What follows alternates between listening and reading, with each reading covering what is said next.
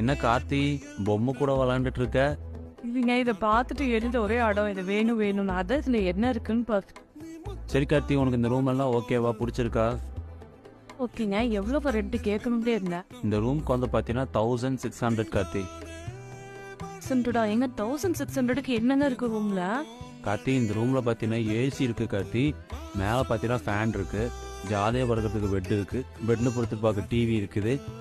இதுக்கு மேலே நமக்கு தங்குறதுக்கு பேஸ்ட்டு, ப்ரஷ்ஷு, சோப்பு, டவலு எல்லாமே கொடுக்குறாங்க கார்த்தி. இந்த பேஸ்ட்டு ப்ரஷ்ஷு அவ கொடுத்த சோப்பு எல்லாமே இத்தினுண்டுங்க. உப்பார கூட வராங்க. ஒரே ஒரு வாட்டர் பாட்டில் தான் கொடுத்தாங்க. இது எல்லா ஊரையுமே தருவாங்க. என்ன ஒரு எக்ஸ்ட்ரா பிட்டிங் ஒரு ஏசியோடு சேர்த்து போட்டிருக்கீங்க? அதை தவிர என்னென்ன இருக்குது இதில்?